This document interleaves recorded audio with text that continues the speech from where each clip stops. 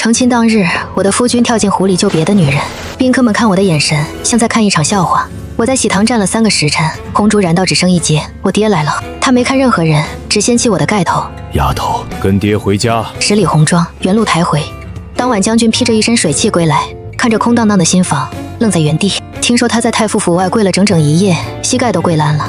我爹只让人传了一句话：想娶我女儿，下辈子。红烛烧了一半，烛泪堆成一座小山。我的盖头很重，金线绣的凤凰压在头顶，坠得脖子发酸。喜堂里死寂，一种混杂着幸灾乐祸的死寂。我能听见宾客们压低声音的交谈，像无数只蚊蝇在耳边盘旋。3个时辰了，将军还没回来，为个女人连自己的婚礼都不要了。这太傅府的脸算是丢尽了。何止是脸？你看那10里红妆，一路从城南抬到城北。现在倒好，新郎官跑了。我站着一动不动，身体早已麻木。今天本该是我和陆萧的大喜之日，1个时辰前，我们正要3拜9叩。好了，刘姑娘她掉进府后的沁心湖了。有如烟，她的青梅竹马寄养在将军府的远房表妹，一个总是穿着一身白衣，说话细声细气，风一吹就要倒的女人。可就在陆萧冲出去的前一刻，我透过盖头的缝隙清清楚楚地看见了她，然后她转身走向后院的方向，再然后就传来了她落水的消息。喜堂里的宾客们从最初的震惊到窃窃私语，再到如今毫不掩饰的看戏神情。陆萧的母亲，我的准婆婆终于坐不住了。颜欢，你也是大家闺秀，该懂点事。如烟的孩子身子弱，又是为了赶来喝你们的喜酒才出的事，陆萧去救人是应该的，你在这杵着像什么样子？只会让人看笑话。我喉咙里像堵了一团烧红的炭，一个字都吐不出来。懂事。在我的婚礼上，我的丈夫抛下我去救另一个女人，我要懂事。看着他为了别人奋不顾身，而我像个傻子一样顶着这可笑的盖头，接受所有人的指点与嘲笑。我要懂事，还不把盖头自己掀了？难道要等陆萧回来给你掀不成？别摆你那太傅千金的架子，进了我将军府的门，就得守我将军府的规矩。我爹从小教我知礼数、守规矩。我学了整整18年的规矩，却在成亲这一天被人用最不堪的方式撕碎了所有体面，烛火又往下矮了1截。喜堂里的宾客走了一半，剩下的人也只是为了等一个最终的结局，好看一出更完整的笑话。陆萧的母亲已经回后堂休息去了，临走前还扔下一句：真是不知所谓。偌大的喜堂只剩我和那些价值千金却显得无比讽刺的嫁妆。就在我感觉自己快要支撑不住，这身骨头即将散架的时候，门口传来一阵骚动，一个人逆着光走了进来。那张不怒自威的脸上没有任何表情，是我爹当朝太傅季红。他的目光从进门的那一刻起就落在了我的身上。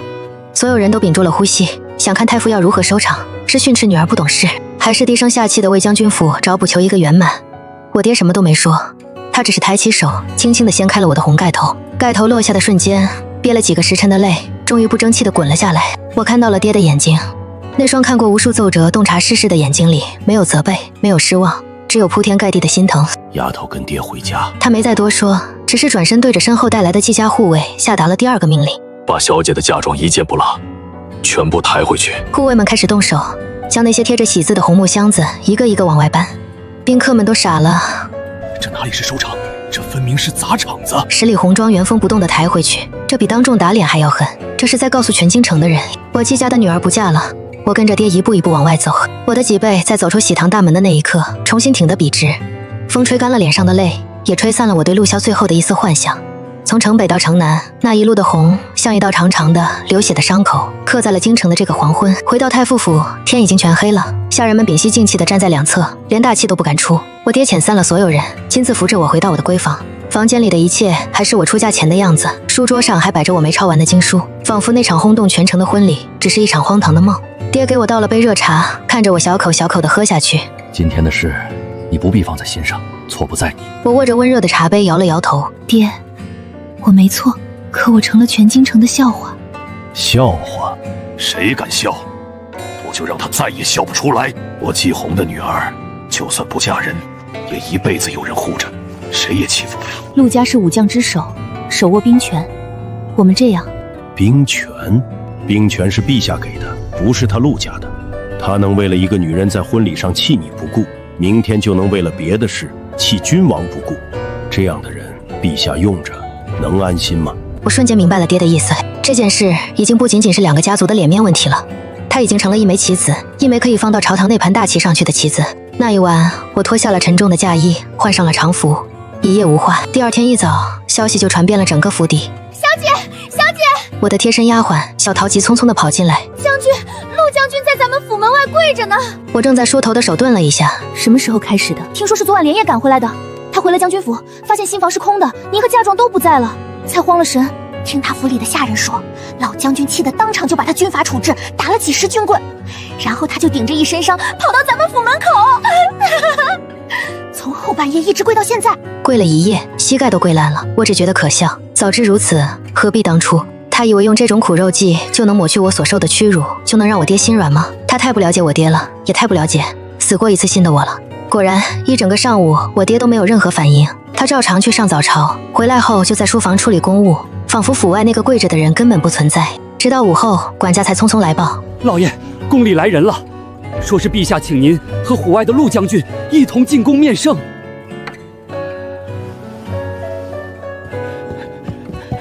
去传一句话给陆将军，想娶我女儿，下辈子吧。进宫的马车碾过青石板路，发出沉闷的轱辘声。今日之事，陛下召见，绝非简单的家事调停。我没有去，爹不让我去。季家的女儿受了天大的委屈，没有低着头去宫里被人评判的道理。要去，也该是陆萧八凯大轿3媒6聘，重新来请。据后来传出的消息，那天在御书房，气氛冷得能结出冰来。陛下高坐龙椅之上，看着底下跪着的2个臣子，一个是他最倚重的文官之首，一个是他最信任的沙场猛将。此刻，这文武2人却因一桩婚事成了不共戴天的仇人。陛下，陛下，千错万错都是臣的错，臣一时糊涂，辜负了颜欢，也辜负了太傅大人的信任。臣愿意接受任何惩罚，只求陛下和太傅大人能再给臣一个机会，让臣弥补自己的过错。他将自己的姿态放得很低，将所有罪责揽在身上，听起来似乎很有担当，但这份担当来得太迟了。我爹季红自始至终连眼角的余光都没有分给他一丝一毫。陆爱卿，你确实糊涂。婚姻大事岂同儿戏？你让太傅的千金在喜堂上哭等3个时辰，让他和太傅府成了全京城的笑柄。这桩事做得太差了。季爱卿，朕知道你心里有气，女儿是你的心头肉，受了这等委屈，换了谁都无法忍受。只是陆萧毕竟为我朝立下过赫赫战功，北境的安宁还要多倚仗他。你们2家若是因此结仇，与朝局不利啊。若是旁人，或许也就顺着台阶下了，但我爹是季红，他抬起头，直视着龙椅上的天子。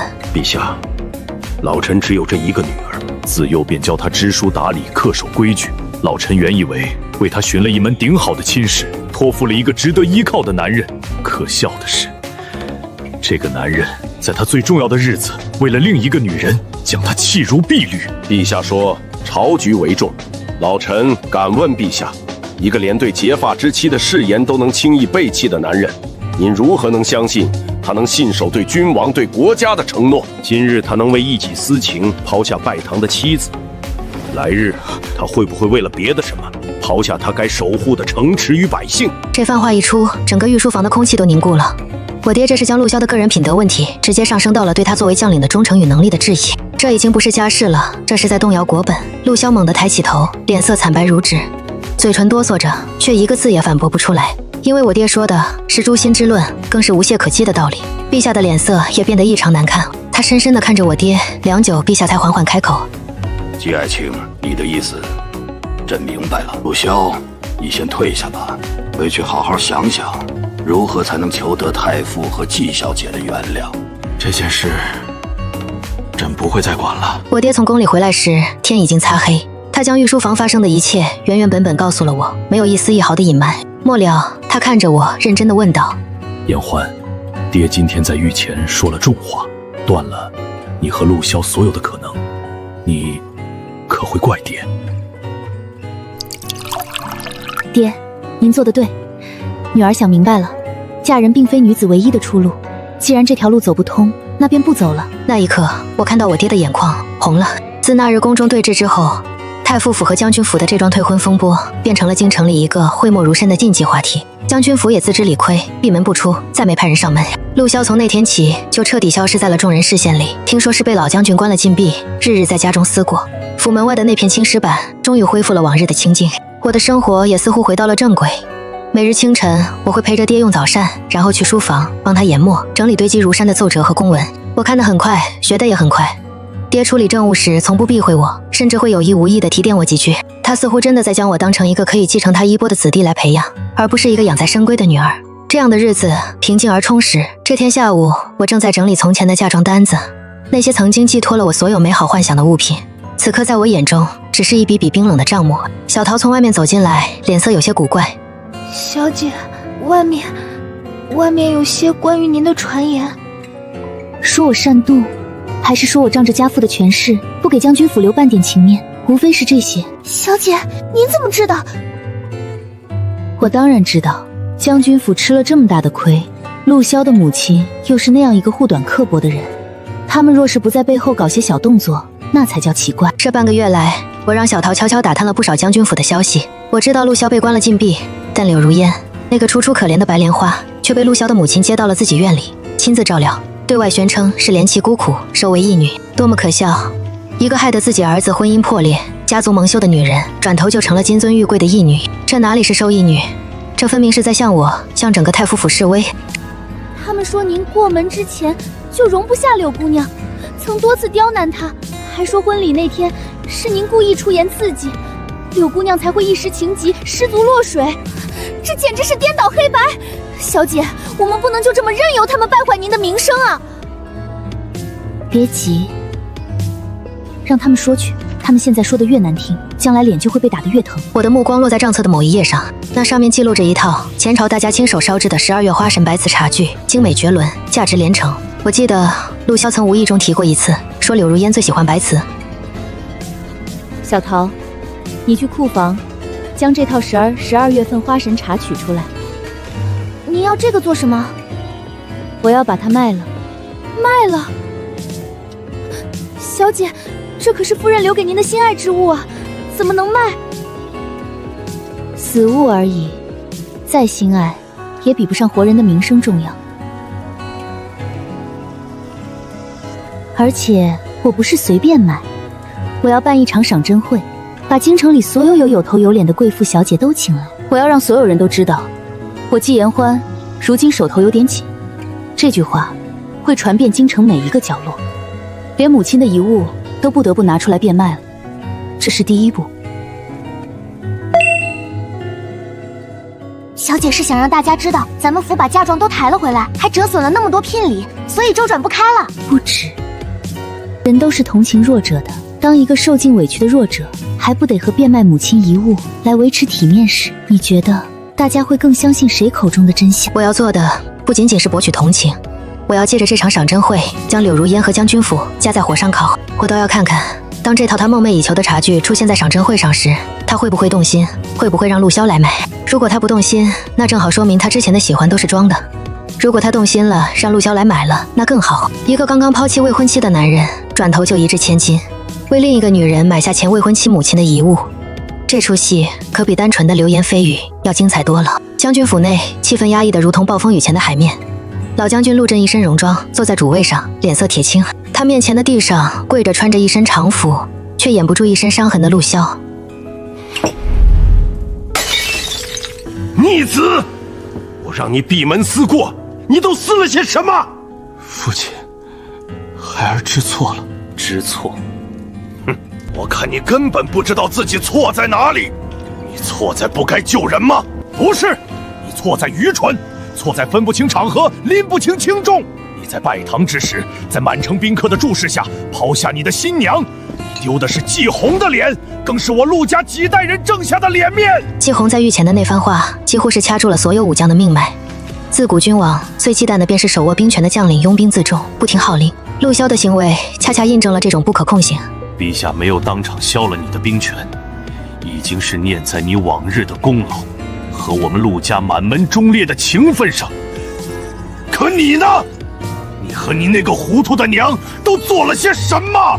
伯父，您别生萧哥哥的气了，都是如烟的错，是如烟命不好。慢点儿，不该在那时候落水，给萧哥哥和将军府惹来这么大的麻烦。他脸色苍白，眼眶通红，一副摇摇欲坠的模样，仿佛随时都会晕过去。陆夫人一见儿子跪在地上，顿时心疼不已。老爷，你这是做什么？小儿身上还有伤呢，他救人有什么错？难道要眼睁睁看着如烟淹死不成？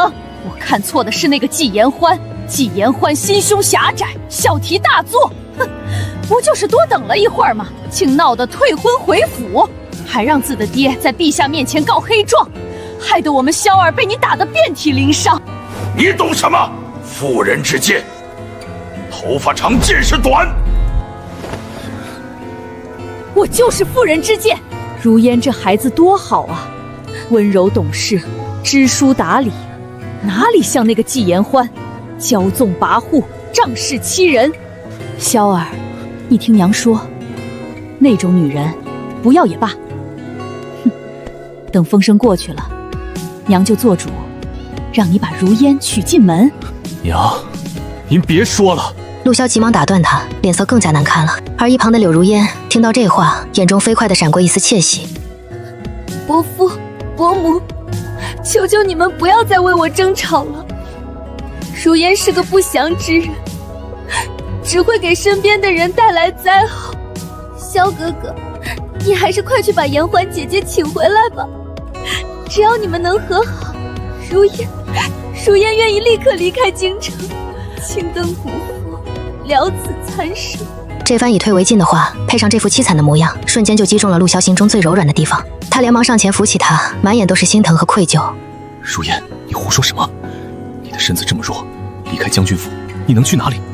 我怎么能让你去过那种日子？他看着怀中柔弱的女子，又看了看一旁咄咄逼人的母亲和暴怒的父亲，只觉得心力交瘁。他知道自己对不起季言欢，可看着柳如烟这副模样，他又无法狠下心肠。他觉得自己被夹在中间，两头都是无法卸下的责任。老将军陆震看着眼前这一幕，只觉得一口老血堵在胸口。他算是看明白了，他这个儿子已经被这个叫柳如烟的女人吃得死死的。他颓然地坐回椅子上，闭上了眼睛，连多看一眼都觉得心烦。罢了，我不管了，你们的好事自己去解决吧。只是别忘了，季红不是好相与的，他那个女儿也不是个省油的灯。你们今天种下的因，来日必然会结出你们无法承受的果。说完，他便起身甩袖而去，留下这一世的荒唐与混乱。陆夫人看着丈夫离去的背影，不屑地撇了撇嘴，转头拉着柳如烟的手，温声安慰道：“好孩子，别怕，有伯母在，谁也欺负不了你。那个季言欢，他现在不过是虚张声势罢了。我倒要看看，一个被夫家退了婚的女人，以后还怎么在京城立足。”太傅府要举办赏珍会的消息，像一颗石子投入京城本就不平静的贵妇圈，激起了千层浪。请柬做的极为雅致，淡青色的纸笺上，用一手清秀的簪花小楷写着赏珍品名：旧物化缘，落款是季言欢。没有多余的客套，也没有过分的渲染，却透着一股说不出的疏离和金贵。这请柬只送往了京中2品以上官员的内眷，以及几家声名显赫的皇商世家。能收到请柬的，无一不是京城社交圈里最有分量的人物。一时间流言四起，猜测纷纷。听说了吗？太傅府的小姐要变卖自己的嫁妆了。何止是嫁妆，听说连她过世的母亲留下完整古董都要拿出来卖。这是为何？太傅府家大业大，怎会沦落至此？你还不知道，那日将军府退婚，太傅一怒之下，不仅把10里红妆原路抬了回来，还命人将当初陆家送的聘礼一并退了回去。那聘礼里可有不少真金白银和田庄地契。这么一折腾，太傅府的脸面是挣回来了，可这流动银钱，怕是就紧张了。唉，说到底，还是季小姐可怜。好好的一个天之娇女，被那陆将军和柳家姑娘害成这样。这些话或真或假，或出于同情，或出于看戏，一字不差地传到了我的耳朵里。我只是淡淡一笑，继续在待售物品的清单上，将那套12月花神茶具放在了最显眼的位置。舆论是我亲手点燃的火，如今它正按照我预想的方向越烧越旺。我要的就是这份可怜。只有我站的位置足够低，姿态足够弱，才能让所有人都将矛头指向高高在上的将军府。而将军府此刻也确实收到了这个消息。姑母，您是不知道，外面现在都传遍了，说那季言欢为了跟您和萧表哥赌气，把聘礼都退了，现在手头紧的都揭不开锅，要变卖嫁妆和遗物了。他还特意要卖一套什么12月花神的白瓷茶具，说那是他娘留下的宝贝呢。12月花神，我就说她是在虚张声势。一个被退婚的女人，没了夫家做靠山，他爹再是太傅，还能护她一辈子不成？现在知道没钱的滋味了，活该。他正幸灾乐祸，却没注意到旁边正在为他捶腿的柳如烟，在听到12月花神那几个字时，身体猛地一僵，眼中瞬间迸发出一种炙热的光芒。那套茶具，他曾在季延欢的嫁妆单子上见过描述，洁白如玉，薄如蝉翼，光照剑影。每一只杯子上都绘着一位栩栩如生的月令花神，那是前朝制瓷大师的绝版之作，有价无市的珍品。他做梦都想得到它。这不仅是因为它的美丽和珍贵，更因为它曾是季延欢的东西，是他母亲的遗物。如果能让陆萧亲手买下它，再送到自己面前，那将是对季延欢最极致的羞辱和胜利。那一整天，柳如烟都显得心神不宁。到了晚上，陆萧来看他时，他正坐在窗前，对着一盏孤灯垂泪。如烟，你怎么了？这些天，他被禁足在家，内心备受煎熬，只有在柳如烟这里，才能找到片刻的安宁。柳如烟回过头，泪眼婆娑地看着他。我没事，萧哥哥，我只是听到了一些外面的传言，替延欢姐姐感到难过。我听说，延欢姐姐要变卖她母亲的遗物了，其中还有一套她最珍爱的白瓷茶具。我记得萧哥哥你曾说过，那套茶具是举世无双的珍品。延欢姐姐一定是很缺钱，才会做出。都怪我，如果不是我，她也不会。他的话像一根根针扎在陆萧的心上。他当然知道那套茶具，他还记得当初他看到那份嫁妆单子时，还曾笑着对季延欢说，如烟最喜欢白瓷，等他以后看到这套茶具，一定会羡慕不已。当时季延欢像是怎么回答的？这是我娘留给我的念想，我会好好珍藏一辈子，珍藏一辈子。可现在他却要把它卖了。陆萧的心像被一只无形的大手狠狠攥住，痛得无法呼吸。他知道季延欢此举就是做给他看的。柳如烟见他脸色发白，知道时机已到，他轻轻拉住陆萧的衣袖，声音带着一丝哀求和向往。萧哥哥，我只是觉得，那样一件珍品，若是流落到不识货的商人手里，就太可惜了。她那么美，应该被懂得她的人好好珍藏。他没有明说，但每一个字都在暗示。陆萧看着他那张写满了渴望的脸，内心天人交战。他知道这是季延欢设下的一个局，一个让他当着全京城的面再次做出选择的局。去是自取其辱，不去他无法面对柳如烟这双含泪的眼睛。最终他像是下定了什么决心，疲惫地闭上眼，点了点头。我知道了，赏珍会那天我会去。赏珍会设在太傅府戏花厅，这里不比举办过无数次宴集的主厅那般恢宏，却因临着一座精致的苏式园林而显得格外雅致。厅内陈设着几件古朴的家具，四角燃着清雅的龙涎香。我穿着一身月白色的素净长裙，头上织簪了一只白玉兰花的簪子，未施粉黛，却更衬得肌肤如雪，眉眼如画。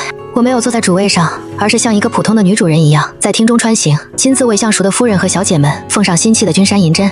我的姿态很从容，甚至带着一丝淡淡的笑意。可这份从容落在众人眼中，却成了一种令人心碎的坚强。太傅家的小姐真是越发沉静了。是啊，经历了那样的事，还能这般处变不惊，换了旁人，怕是早就哭死在闺房里了。你看她瘦了好多，脸色也苍白，真是让人心疼。那陆将军真是瞎了眼。我听着这些压低了声音的议论，心中毫无波澜。我走到厅堂中央，那里用上好的紫檀木架子，错落有致地陈列着今天要出售的物品，有前朝的名家字画，有御赐的整块玉雕，还有几样我娘当年精心收藏的珠宝首饰，每一件都价值不菲，也每一件都引来阵阵惊叹。但所有人的目光最终都会被最中央的那套茶具所吸引，它被单独放在一个铺着黑色天鹅绒的托盘上。这便是传说中的12月花神杯吗？果然是稀世珍品。如此宝物，季小姐真的舍得卖？我走到托盘前，轻轻抚摸着冰凉的杯壁，声音不大，却足够让在场的所有人都听见。家母在世常说，器物之美在于流转，若能为他们寻得一位真正懂得欣赏爱惜他们的新主人，也算是全了他们的一段圆滑。今日请各位夫人小姐赏光，便是想为这些旧物寻一段心缘。我话说得漂亮，姿态也做得十足，既全了世家的体面，又坐实了手头拮据的传言。在场的夫人们纷纷点头，看我的眼神里又多了几分赞许和同情。就在花厅内的气氛达到一种微妙的和谐时，门口的家丁突然高声通报：将军府陆将军到！一瞬间，整个花厅的嘈杂与私语都像被按下了暂停键，所有人的目光齐刷刷地投向门口。只见陆萧一身玄色长服，身形挺拔，却掩不住满身的风尘与乔。他的目光越过所有错愕的面孔，径直落在了我的身上。我迎着他的目光，没有躲闪，我的心平静得如同一潭死水。短暂的死寂之后，宾客们开始用扇子掩着嘴，爆发出更热烈的窃窃私语。他怎么来了？他还有脸来？看他那样子，是来求季小姐原谅的吧？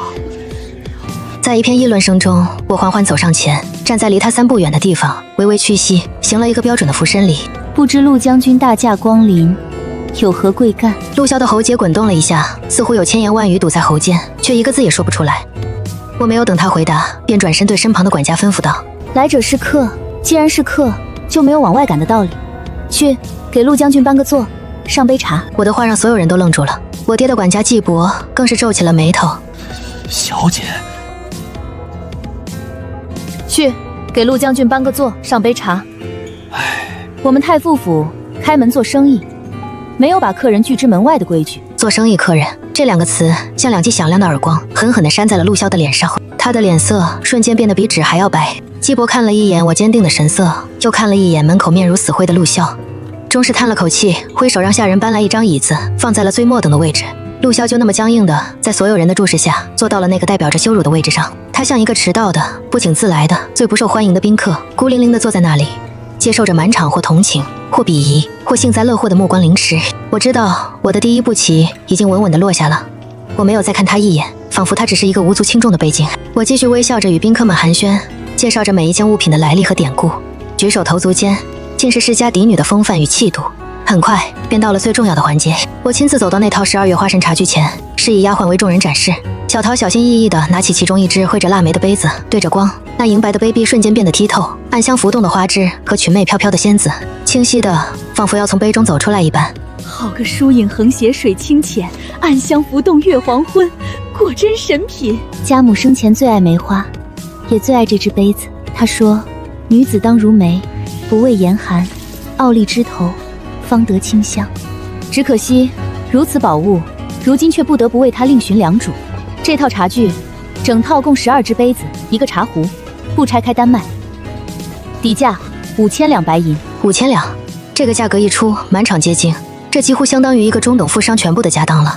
我就是要这个价格，我不要它被某个不知名的富商买走，我就是要让它的价格高到只有寥寥数人能承受的地步。比如国库丰盈的皇亲，比如富可敌国的皇上，再比如刚刚打了胜仗、领了无数赏赐的镇国将军。一时间，花厅内无人出价，所有人的目光都有意无意地瞟向了角落里的陆萧。这几乎成了一个迷局，所有人都想看看这个为了红颜知己抛弃未婚妻的将军，会不会再次为了那个女人一掷千金。陆萧的脸色已经难看到了极点，他坐在那里，背脊挺得笔直，双手紧紧地攥成了拳，手背上青筋暴起。他能感受到无数道目光像刀子一样刺在他的身上。他知道，只要他今天开了这个口，他宠妾灭妻、薄情寡义的名声就彻底坐实了，他将成为全京城最大的笑话。可是他来之前，柳如烟那张梨花带雨的脸和那句萧哥哥，我只求这一个念想，又在他脑海中挥之不去。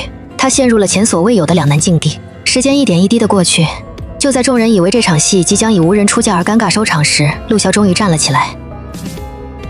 我出6000两。话音落地的瞬间，整个花厅静得连一根针掉在地上都能听见，紧接着便是压抑不住的此起彼伏的吸气声。他真的买了。我看着他，脸上依然挂着那抹礼节性的微笑，但眼底却是一片深不见底的寒冰。陆将军真是好大的手笔，既然将军如此有诚意，那这套12月花神便归将军了。我示意小桃将茶具小心地包装起来。陆萧从怀中拿出一沓银票递了过来，我接过银票，看也没看，直接交给了身后的季伯，然后对着陆萧俯了俯身。多谢陆将军慷慨解囊，解我燃眉之急，小女子在此谢过了。燃眉之急4个字，我说得格外清晰。陆萧的身形晃了晃，嘴唇缺动，似乎想说什么，却终究一个字也说不出来。他接过下人地上的锦盒，几乎是落荒而逃。看着他仓皇离去的背影，宾客们再也按捺不住，议论声如潮水般响起。疯了，真是疯了！为了个女人，脸都不要了。6000两啊，就为了买一套茶具去讨好那个柳如烟？镇国将军的俸禄，怕是也经不起这么折腾吧？这下季小姐和将军府算是彻底撕破脸，再无半点回旋的余地了。在这片嘈杂声中，我走到了厅堂中央，举起了手中的那沓银票。诸位夫人、小姐，今日赏珍会所得的所有款项，共计9300两。言欢决定，将这笔钱一分不留，悉数捐给慈恩堂，用于抚恤在北境之战中牺牲的将士家属。我的话像一道惊雷在花厅内炸响，所有人都目瞪口呆地看着我。我环视全场，目光清澈而坚定，国之将士为保家卫国，魂归沙场，他们用生命换来了我们的太平。身为大庸子民，我们能安享太平，皆因有他们负重前行。颜欢虽是一介女流，亦想为这些英雄的家人们尽一份绵薄之力。说完，我郑重地将那沓银票交到了京城慈恩堂的主事德高望重的长公主派来的女官手中。女官激动地握住我的手，连声道：“季小姐仁心，老身代那些孤儿寡母谢过季小姐的大恩。”这一刻，满场寂静。之前所有关于我手头拮据、变卖家产的同情，瞬间升华为一种高山仰止的敬佩。我用陆萧的6000两买下了自己的青玉满精华，而他则用这6000两为自己买下了永世也洗不清的骂名。这场仗我赢了，赢得干脆利落。陆萧回到将军府时已是深夜，他手中捧着的那个锦盒仿佛有1000斤重，压得他每一步都走得异常艰难。他成了将军府的罪人，成了全京城的笑话。穿过寂静的庭院，他径直走向柳如烟所住的听雨轩，那里还亮着灯，昏黄的烛光从窗纸透出来，是他此刻唯一能想到的温暖。推开门，一股淡淡的药香混合着熏香的味道扑面而来。柳如烟正坐在梳妆台前，显然已经等了很久。听到动静，他立刻惊喜地回过头。当他的目光落在陆萧手中的锦盒上时，那双眼睛瞬间就亮了起来，所有的病弱和哀愁都一扫而空，只剩下一种近乎贪婪的狂喜。他迫不及待地跑上前来，伸手就要去拿那个锦盒。萧哥哥，你回来了，你真的把它买回来了。陆萧没有动，任由他将锦盒接了过去。他的身体僵硬得像一块石头，内心一片麻木。柳如烟如获至宝地，将锦盒放在桌上，小心翼翼地打开。当那套流光溢彩的12月花神茶具完整地展现在他眼前时，他发出了一声满足的喟叹：“真美，比传闻中还要美。”他痴迷地抚摸着冰凉滑腻的杯壁，爱不释手。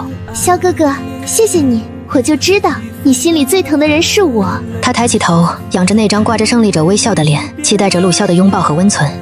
然而他看到的却是一张毫无血色、写满了疲惫和空洞的脸。萧哥哥，你怎么了？脸色这么难看，是不是季言欢又为难你了？陆萧看着他眼中那毫不掩饰的占有欲，再也看不到半分他记忆中那个不染尘埃的纯净模样。他第一次觉得眼前的这个女人是如此的陌生。他缓缓地一字一句地将赏珍会上发生的一切原原本本地告诉了他。随着他的叙述，柳如烟脸上的喜悦一点一点地褪去，取而代之的是震惊、难以置信。他怎么敢？最后是无法遏制的愤怒。他怎么敢？他怎么敢这么做？他这是在羞辱我！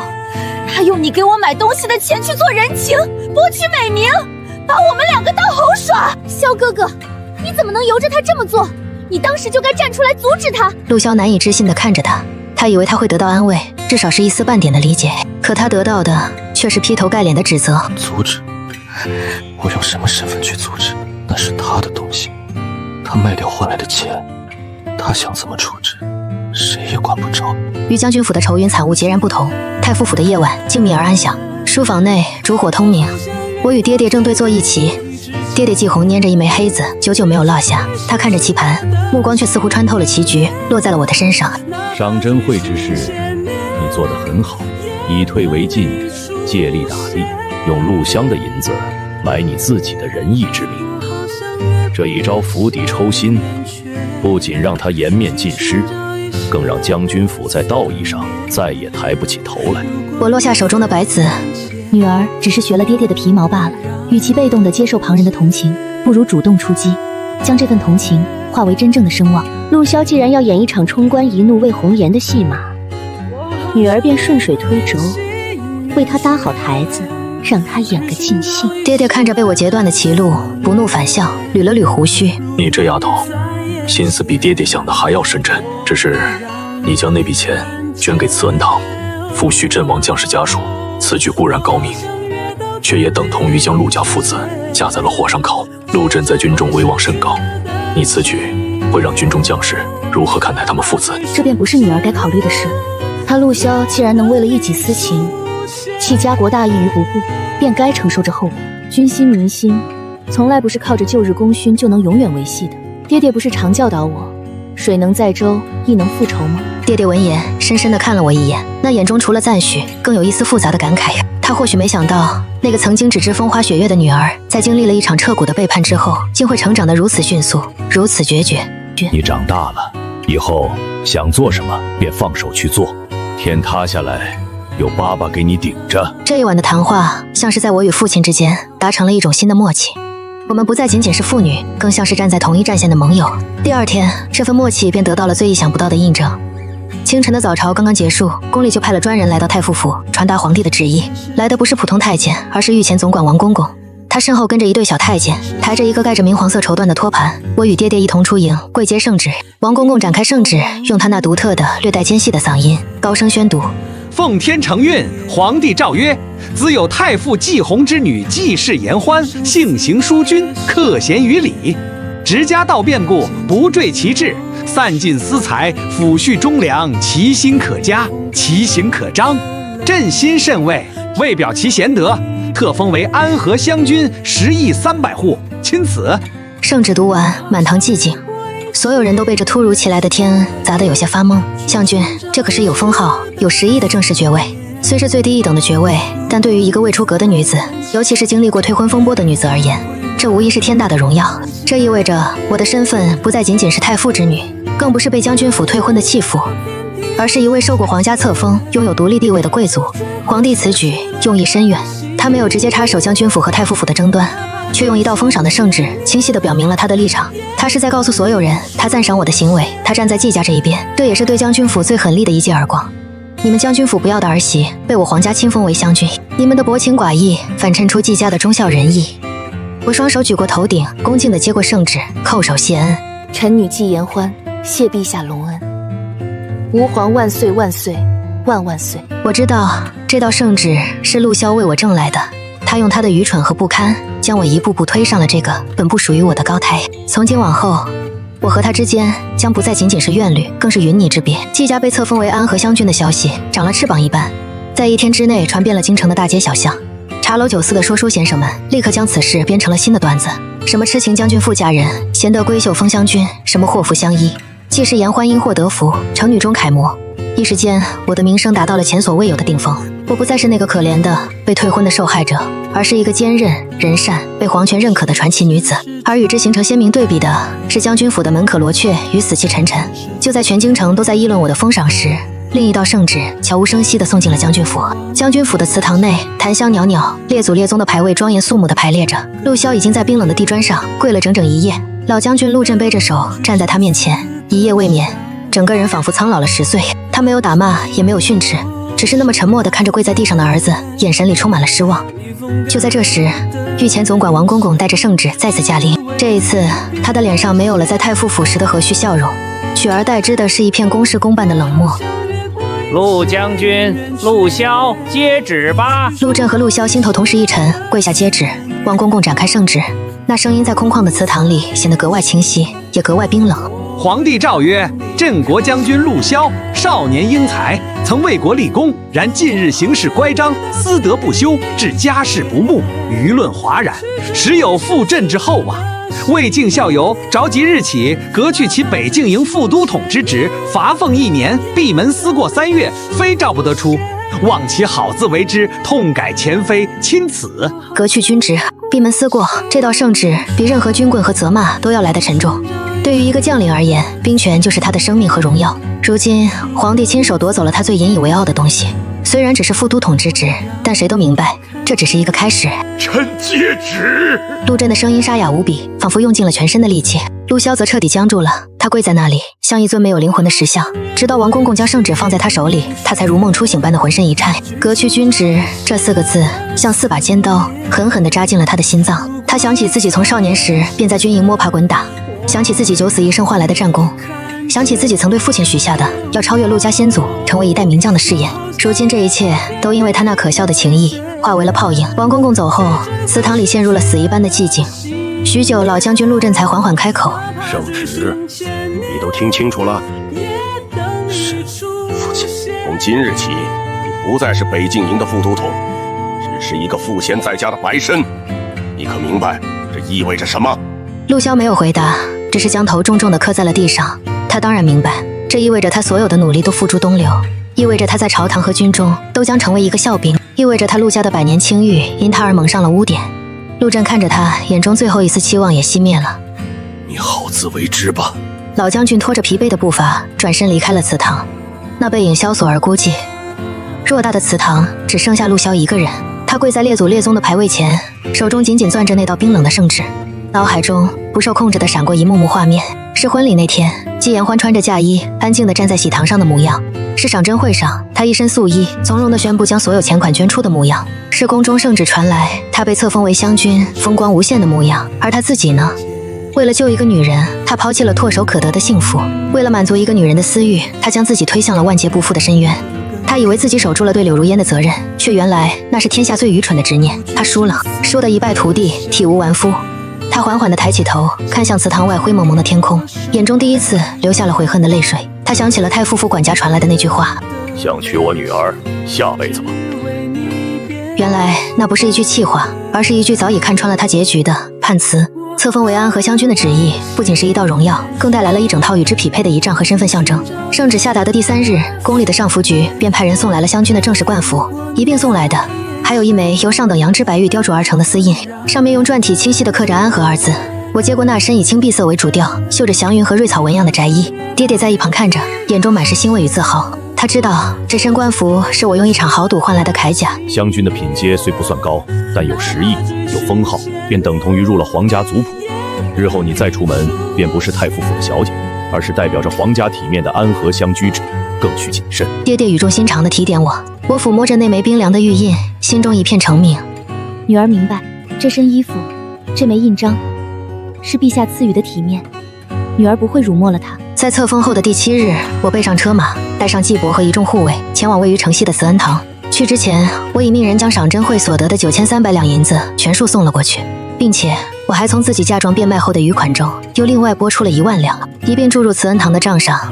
我的目的从来不只是博一个虚名。慈恩堂是前朝便设立的官办慈善机构，专门收容阵亡将士的遗孤和无人奉养的家眷。多年来，虽有朝廷拨款，但僧多粥少，日子一直过得紧巴巴。我的车马停在慈恩堂门口时，引起了一阵不小的骚动。那简朴甚至有些破败的大门，与我车架上那清晰的安和湘君徽记，形成了强烈的对比。慈恩堂的主事是一位头发花白的老妪，姓秦，大家都叫她秦妈妈。她曾是军中女医，丈夫和儿子都战死在了北境，之后便一直留在这里，照顾着同样命运凄苦的人们。她看到我，先是愣了一下，随即领着一群孩子和妇人就要下跪行礼。我快步上前，亲自将她扶住。秦妈妈，万万不可！言欢今日前来，不是以湘君的身份，而是作为一个晚辈来探望各位为国尽忠的英雄家人们。我的姿态放得很低，言辞恳切，瞬间便拉近了彼此的距离。我没有说太多空泛的客套话，而是直接让季伯取来了账册，与秦妈妈一同坐在简陋的堂屋里，一笔一笔地核对起慈恩堂的开支与用度。堂中现有342人，其中60岁以上的老人有73位，16岁以下的孩童有189名。每月朝廷拨给的米粮布匹堪堪够所有人果腹，只是这冬日的炭火，还有孩子们的束身，以及老人们的汤药钱，一直是最难的。秦妈妈说着，眼圈就红了。我安静地听着，手中的笔在账册上飞快地记录着。秦妈妈，您放心，从今日起，慈恩堂所有的炭火用度、医药开销，以及所有适龄孩童的笔墨纸砚，全部由我安和湘君府一力承担。我要让这笔钱真正的有效地用在每一个需要它的人身上。此外，我会请京城最好的大夫，每月来慈恩堂密诊2次。府中闲置的马车，每日清晨会过来接送孩子们去城里的学堂。年节将至，我会让针线房的绣友们为这里的每一个人都添置一身新衣。我的话让在场的所有人都惊呆了，他们从未想过一个养在深闺的贵族小姐会考虑得如此周全，如此细致。秦妈妈激动得浑身颤抖，嘴唇哆嗦着，说不出一句完整的话。最后，她带着身后所有的妇人和孩子，朝着我深深地鞠了一躬。这一躬比任何跪拜都要来得沉重。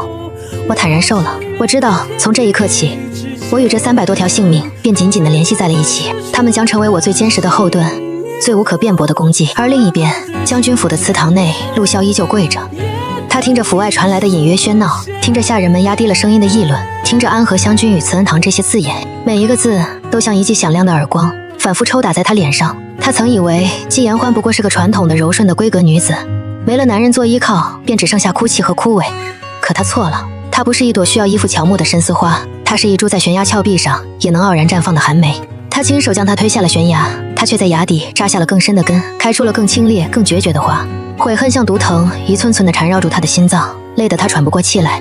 将军府的冬天来得比往年更早，也更冷。陆夫人自那日后便病倒了，她并非真的身染重病，而是心病。儿子前途尽毁，丈夫冷若冰霜，家族沦为笑柄。这一连串的打击，让她这个养尊处优了一辈子的女人，彻底垮了。他躺在床上，日日以泪洗面，嘴里翻来覆去念叨的不再是柳如烟有多好，而是季言欢有多恶毒，自己当初有多瞎了眼。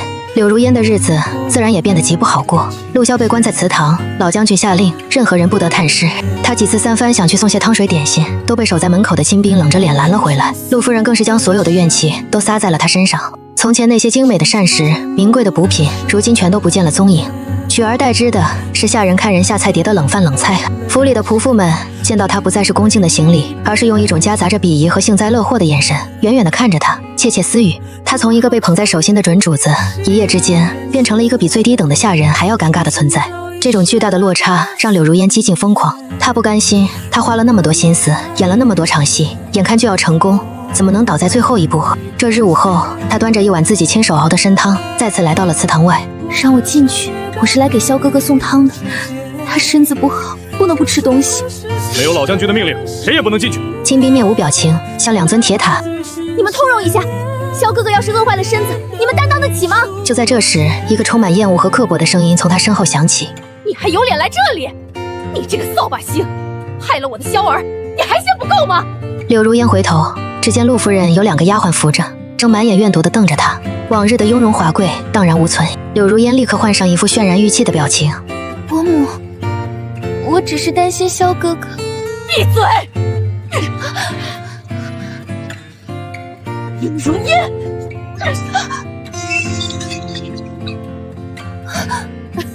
担心？你若是真的担心他，当初就不该在婚礼上装模作样的去投湖。你若是真的担心他，就不该怂恿他去买那套什么破茶具，让他当着全京城的面丢尽脸面。这个狐狸精，你把我的儿子还给我！陆夫人状若疯癫，指着柳如烟的鼻子破口大骂。柳如烟被骂得脸色惨白，她没想到陆夫人翻脸竟如此之快，如此之彻底。她骨子里的那股狠劲也被激发了出来。伯母，您怎么能这么说我？当初是谁说最喜欢我这样温柔懂事的？是谁说季言欢那种骄纵跋扈的千金根本不配进将军府的门？如今萧哥哥出了事，您就把所有责任都推到我一个弱女子身上，您不觉得太过分了吗？陆夫人气得浑身发抖。你还敢顶嘴？我为什么不敢？柳如烟冷笑一声，彻底撕下了伪装。我为什么不敢？我为萧哥哥付出了多少，您知道吗？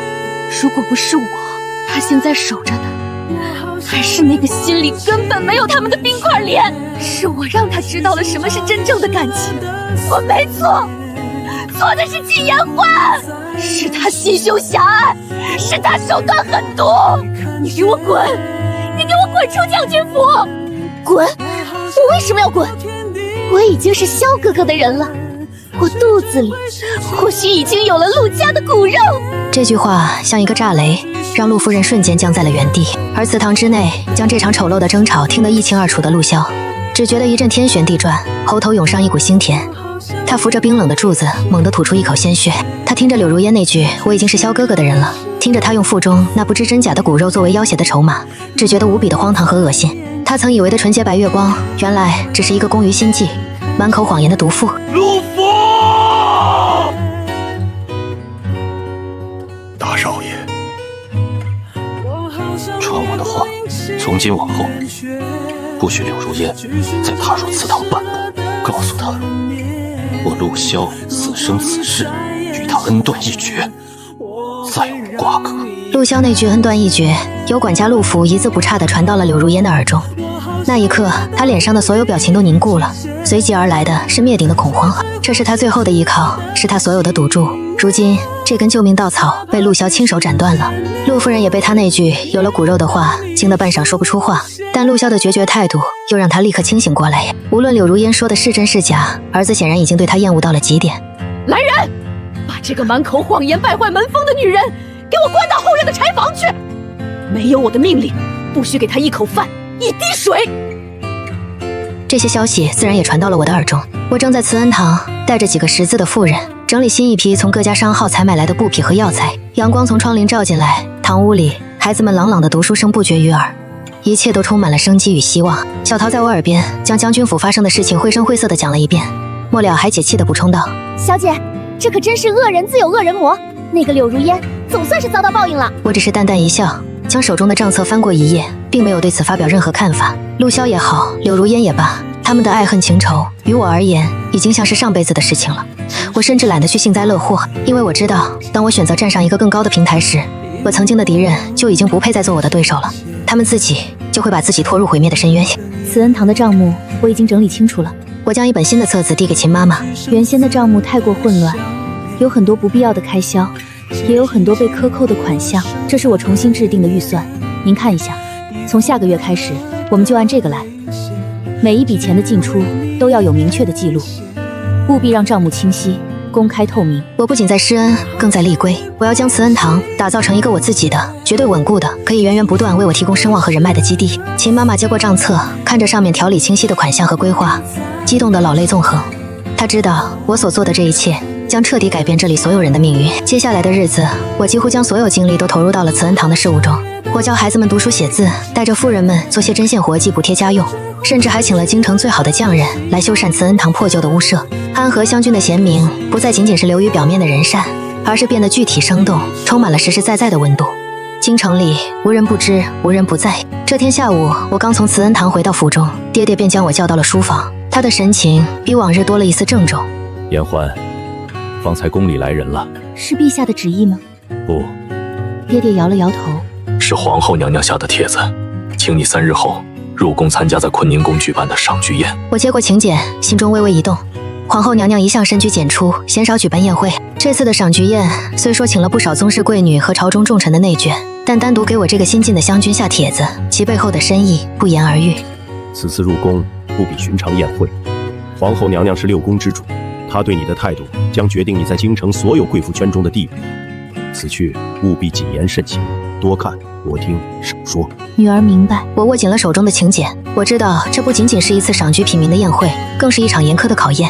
3日后，坤宁宫，我乘坐着宫中特赐的带有安和湘君徽记的轻尾马车，缓缓驶入进城。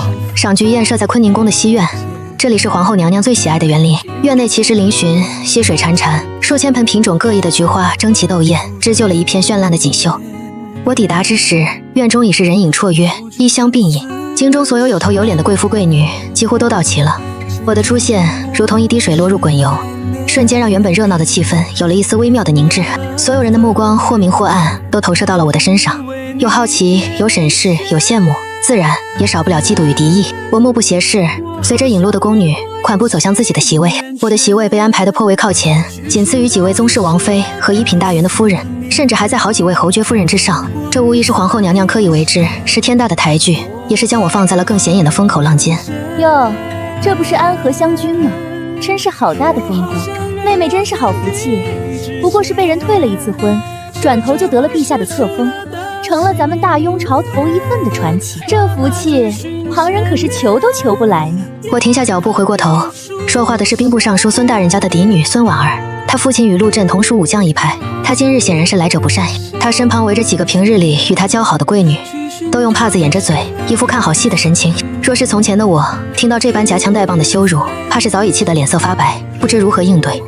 但如今我的心早已被淬炼得坚如磐石，我没有动怒，反而对着她微微一笑，那笑容平和而疏离。孙小姐说笑了，颜欢这点微末的名声，哪里称得上风光？不过是陛下仁德体恤臣下，见不得自家女儿受了委屈，才给了这份体面。我刻意将自家女儿4个字咬得清晰，点明我如今的身份已经不单单是臣女。接着我话锋一转，声音里带上了一丝悲悯。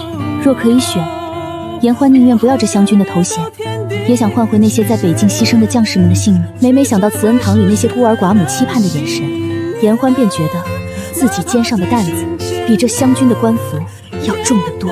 我这番话说得滴水不漏，既抬出了皇帝，又将话题引到了仁义和抚恤忠良的大义之上，瞬间便将孙婉儿那点小女儿家的口舌之争衬托得无比上不得台面。果然，孙婉儿的脸色一阵青一阵白，她没想到我竟会如此应对，一时间竟找不到话来反驳。就在气氛陷入尴尬之时，只听一声高亢的通传：“皇后娘娘驾到！”众人连忙起身，齐刷刷地跪下行礼。我随众人一同跪在地上，眼角的余光看到一抹明黄色的凤袍裙角在我面前停了下来，一只保养得宜、带着华丽护甲的手轻轻将我扶起。你便是安和湘君，平身吧。本宫早就想见见你这位心怀仁善的奇女子了，今日一见，果然气度不凡。在满园贵妇贵女的注视下，皇后娘娘当众给了我一份独一无二的恩宠。我知道这场鸿门宴才刚刚开始。皇后娘娘的青睐是无上的荣耀，也是最锋利的刀刃。她将我高高托起，也让我成了众矢之的。在无数道复杂的目光中，我被皇后亲手安排在了她身边的席位上。这个位置甚至比几位年长的王妃还要尊贵。孙婉儿坐在不远处，一张俏脸涨得通红，手中的帕子几乎要被她搅碎。她看向我的眼神，怨毒之中又多了一丝畏惧。宴席开始，歌舞升平，气氛祥和。皇后娘娘没有再过多的关注我，只是如常的与众人说笑，品尝着佳肴美酒。但所有人都心知肚明，今日这场宴会的主角便是我这个新晋的安和将军。酒过三巡，皇后娘娘忽然放下手中的玉筷，笑着看向我：安和，本宫听说你将慈恩堂打理得井井有条，不仅让那些孤儿寡母衣食无忧，还请了先生教孩子们读书习字，可有此事？回禀娘娘，确有此事。臣女以为，授人以鱼，不如授人以渔。银钱总有花完的一日，但若是能让他们学得一技之长，读懂圣贤之书，将来才能真正的安身立命，报效国家。说得好，授人以渔。本宫还是第一次听闻此等说法，实在精辟。可见你不仅有仁善之心，更有远见卓识。他话音刚落，孙婉儿便抓住机会站了起来。湘君真是厉害，只是慈恩堂300多口人，每日的开销想必不是小数目。湘君又是捐钱，又是请先生，又是修缮屋舍，这银子不知是从何而来。可别是为了博取名声，反倒将太傅大人一辈子的积蓄都掏空了才好。他这话问得阴险，明着是关心，暗地里却是在质疑我的资金来源，暗示我行事不计后果，甚至可能动用了太傅府的公款。我没有丝毫慌乱，从容地从袖中取出一本册子，双手呈上。有劳孙小姐挂心了，这是臣女为慈恩堂所做的账目，上面详细记录了每一笔款项的来源与去向，所有账目公开透明，每月都会在慈恩堂外张榜公示，以供监督。还请皇后娘娘和各位夫人过目。我的准备之周全，让所有人都大吃一惊。皇后身边的女官接过账册，略一翻阅，便在皇后耳边低语了几句。皇后脸上的笑意更深了，她满意的点了点头。很好，行事有度，账目清晰，可见你并非一时冲动，而是真正将此事放在了心上。安和，你无愧于陛下的封赏。孙婉儿偷鸡不成蚀把米，碰了一鼻子灰，只能讪讪地坐了回去。这场小小的风波过后，再无人敢轻易挑衅，宴会的气氛恢复了融洽。就在我以为今日之事将安然度过时，坐在我对面的一位老妇人忽然对我举了举杯。她是瑞亲王的王妃，先帝的弟媳，辈分极高，为人一向低调，鲜少参与这些纷争。安和将军，老身冒昧想问一句，听闻那日将军府祸事的源头是一个叫柳如烟的姑娘。我心中一凛，不知她为何突然提起此人，但还是恭敬地答道：回王妃娘娘，正是此人。瑞王妃浑浊的眼中闪过一丝追忆，她缓缓说道：柳如烟，这个名字倒让老身想起一桩旧事。10几年前，江南盐运使柳承志因一桩贪墨大案被满门抄斩，唯有一个年幼的女儿下落不明。老身记得那个女孩的名字好像也叫如烟。她的话声音不大，却像一道闪电，瞬间劈开了我脑中的迷雾。柳承志，江南盐运，我爹的书房里似乎就有关于这桩陈年旧案的卷宗。那是一桩悬案，据说柳承志贪墨的巨额税银最终不知所踪，而他本人则在狱中离奇暴毙，死无对证。如果将军府的柳如烟就是盐运使的女儿，那她接近陆骁，真的是因为单纯的爱慕吗？还是说这一切的背后隐藏着一个长达10几年的复仇计划？我端着茶杯的手不易察觉地抖了一下，我意识到自己可能无意中触碰到了一张巨大而危险的网。从坤宁宫回到太傅府，天色已经黄昏，晚霞将天空染成一片瑰丽的橙红，我却没有半分欣赏的心情。瑞王妃的那番话如同一颗投入深潭的石子，在我心中激起了层层叠叠的涟漪。我没有回自己的院子，而是径直去了爹爹的书房。果不其然，他正坐在书案后，手中端着一盏热茶，似乎早已等候我多时。回来了，今日在宫中一切可还顺利？顺利也不顺利。我将宫中发生的一切，特别是与瑞王妃的那段对话，原原本本地向她复述了一遍。当我提到江南盐运是柳承志这个名字时，我清楚地看到爹爹端着茶杯的手猛地顿了一下，茶水溅出了几滴，落在他绯色的官服上。他的脸色瞬间变得无比凝重。柳承志，他放下茶杯，缓缓地吐出这个名字。这桩案子，我记得，那是15年前的旧案了，当时震惊朝野，牵连甚广。柳承成被指控贪墨了整整300万两的盐税，证据确凿，但他本人却在押解进京的途中离奇暴毙，那300万两的巨款也从此下落不明，成了一桩悬案。爹爹站起身，走到书架前，从最高层的一个暗格里取出了一个上了锁的黑铁盒子。他用钥匙打开，从里面拿出了一卷已经泛黄的陈旧卷宗。这是当年督办此案的御史冒死留下的案卷副本。爹爹将卷宗在我面前展开，官方的卷宗里，柳承志罪大恶极，畏罪自杀。但这份副本里却记载，柳承志曾多次喊冤，声称自己是被人陷害，真正的幕后黑手另有其人。只可惜他还没来得及说出那人的名字，便死于非命。我的心随着卷宗的展开，一点点沉了下去。爹爹，您的意思是，如果将军府的柳如烟真的是柳承成的女儿，那他处心积虑地接近陆骁，绝不可能是为了什么儿女私情。爹爹的声音冰冷如铁。他背后一定有人，或者说，他所做的一切都是为了给他的父亲翻案，为了找出当年陷害柳家的真正元凶。一个可怕的猜想在我脑海中形成，而陆家手握兵权，是京城武将之首，若能成为将军府的女主人，便等于掌握了一股足以撼动朝局的力量。这股力量既可以用来复仇，也可以用来做别的事情。我和爹爹对视一眼，都从对方的眼中看到了深深的忌惮。事情的性质已经完全变了，这不再是简单的退婚风波，也不是后宅妇人争风吃醋的戏码，这很可能是一场牵涉到朝堂党争、陈年悬案和巨额财富的政治阴谋。陆骁不过是这盘大棋中一颗被利用了的愚蠢透顶的棋子。严欢，这件事必须立刻查清楚，我们不能再被动了。女儿明白，我们必须兵分两路。其一，立刻派可靠之人前往江南，核实柳如烟的真实身份，寻找当年玉家的旧人，看能否找到她就是柳一成之女的铁证，这是第一步。其二，必须重新梳理这桩盐税贪墨案。当年经手此案的所有官员，以及柳家出事后在江南官场上获利最大的人，都有可能是幕后黑手。不错，江南之事我自有渠道去查。京城这边，柳如烟如今被关在将军府的柴房里，倒是一个机会。我们需要想办法从他口中探出一些蛛丝马迹。陆骁没有动，只是垂着眼，用一种他从未见过的冰冷而陌生的眼神，居高临下的看着他，就像在看一个跳梁小丑。带你走。他缓缓开口，声音沙哑的如同两块石头在摩擦。去哪里？继续去欺骗下一个像我一样的傻子吗？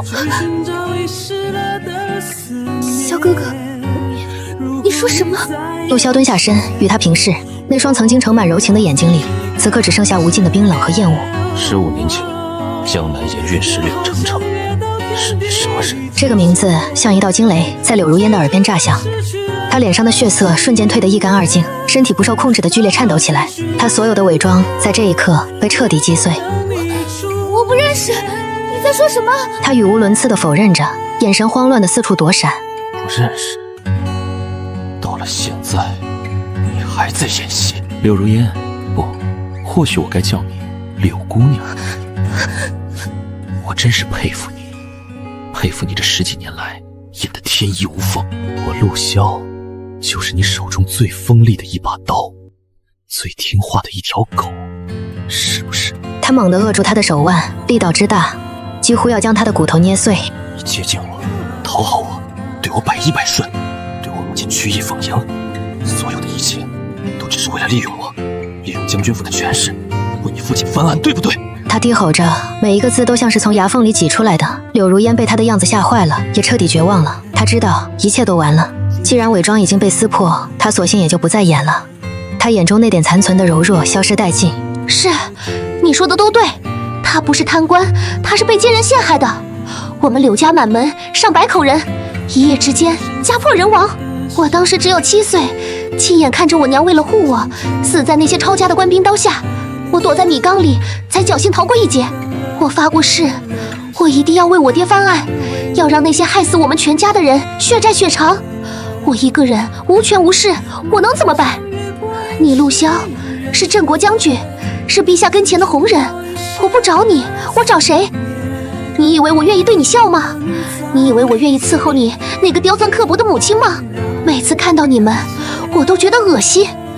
我只是把你当成一块垫脚石，一块能让我往上爬，能让我接触到更高权力，能让我找到仇人的垫脚石。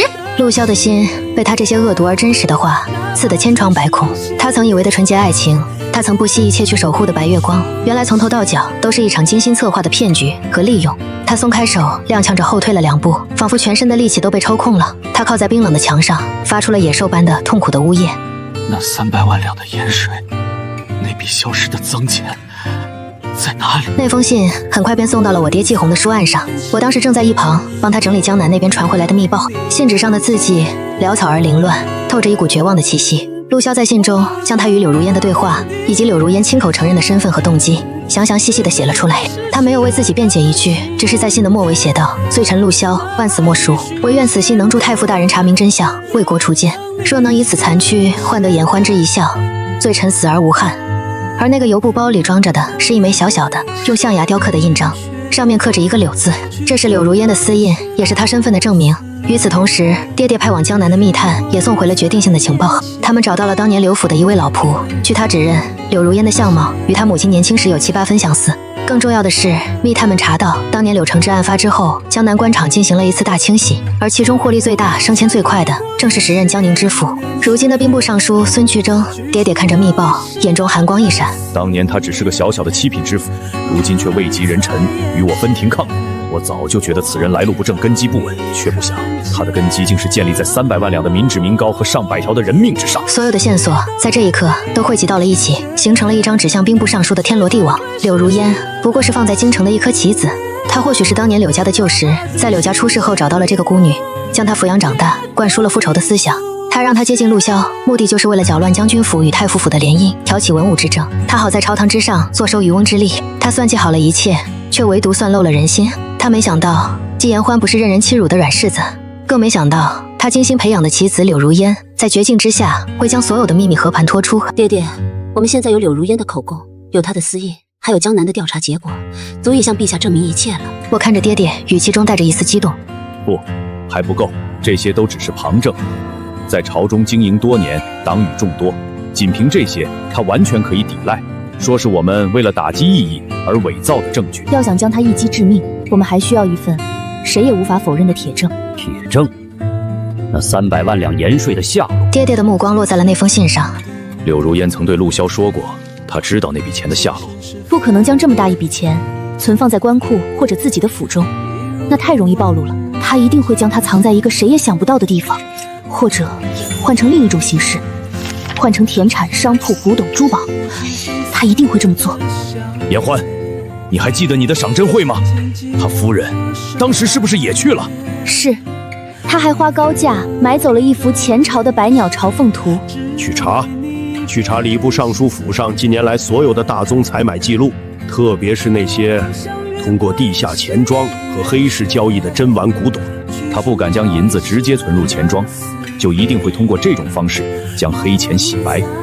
只要我们能找到他和那些黑市商的交易账本，就是他贪赃枉法的铁证。3天后，在京城最大的地下古玩市场鬼市，我们的人成功的从一个被灭口的商人家中找到了一本隐藏的记录了数年来与兵部尚书府所有秘密交易的账本。账本上每一笔交易的金额、物品、时间都记录得清清楚楚，其总额与当年那笔消失的盐税相差无几，铁证如山。第2日天还未亮，我爹季红便穿上了他那身1品大员的朝服，手捧着那本决定了无数人命运的账本，在百官之前第一个走进了皇宫。一场足以颠覆朝堂格局的风暴即将来临。那一日的早朝注定要被载入史册金銮殿上，气氛庄严肃穆，百官分列两侧，皇帝高坐龙椅。就在一切朝会议程即将按部就班的开始时，我爹季红出列，手捧奏折，声如洪钟。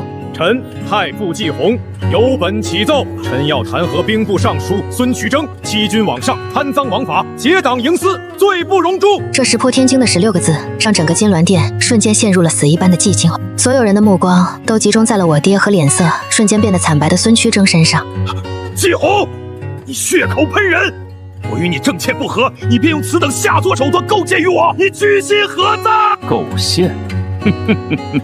孙大人，你可敢当着陛下的面解释一下，你这10几年来的万贯财财从何而来？你可敢解释一下，这本账册上你与京城各大黑市之间高达300万两的交易记录，又是怎么回事？300万两，这个数字像一道闪电劈中了在场的每一个人。那正是15年前江南盐税贪污案中消失的那笔巨款。孙渠征的身体剧烈地晃动了一下，冷汗瞬间浸透了他的官服。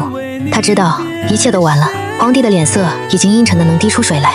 他猛地一拍龙椅扶手，来人，将兵部尚书的官帽官服给朕扒了，押入天牢，听审审讯。所有与此案相关之人一并给朕拿下，彻查到底。朕倒要看看朕的朝堂之上到底还藏了多少个这样的硕鼠蛀虫？随着皇帝的一声令下，金殿外的禁卫军如狼似虎地涌了进来。孙渠征还想狡辩，却被禁卫军死死按住，在一片惊呼与混乱中，狼狈地被拖了出去。一个盘踞朝堂10余年的庞大势力，在铁征面前轰然倒塌。此后半月，整个京城都笼罩在一片风声鹤唳之中。由我爹继红主理大理寺、刑部、督察院3司会审，顺着这根藤摸出了一个又一个惊天大瓜。数十名朝中官员被牵连下狱，查抄出的家产金银堆满了国库的库房。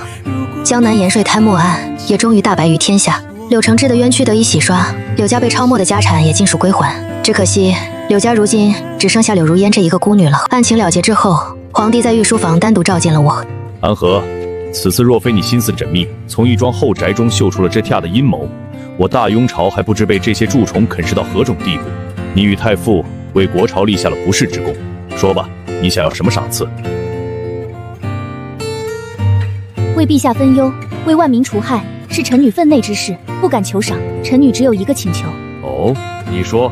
臣女恳请陛下，能将慈恩堂正式纳入朝廷编制，设立慈恩基金，由国库每年拨出专款，并由臣女全权负责管理，确保每一分钱都能用到实处，让所有为国捐躯的将士家人们都能老有所养，幼有所教，再无后顾之忧。皇帝深深地看了我一眼，眼中充满了赞许和欣赏。他大笑起来：好一个季言欢，你的眼界和胸襟胜过朝中多少汲汲于功名的男子。朕准了，不仅准了，朕还要再进你的爵，封你为安和郡主，10亿2千户，这慈恩堂便是你的封地，你的根基。自此，我季言欢成了大雍朝有史以来第一位以女子之身，凭不世之功获封郡主之人。而那些曾在我生命中掀起波澜的人，也都有了他们最终的结局。孙渠征及其党羽背叛满门抄斩，为他们犯下的罪孽付出了最沉重的代价。柳如烟因其揭露阴谋有功，免于死罪，但其心术不正，被判终身监禁于京城外的静安寺，常伴青灯古佛，为他柳家枉死的上百口人，也为他自己所做的一切忏悔余生。至于陆骁，他在案情了结之后，独自一人来到太傅府门前，朝着我闺房的方向端端正正地磕了3个响头。而后他向陛下上了一道请罪折，自请革去所有爵位，前往皇陵为历代先帝守灵终老。皇帝准了。那个曾经鲜衣怒马、前途无量的少年将军，最终用一种最孤寂的方式结束了他荒唐而可悲的一生。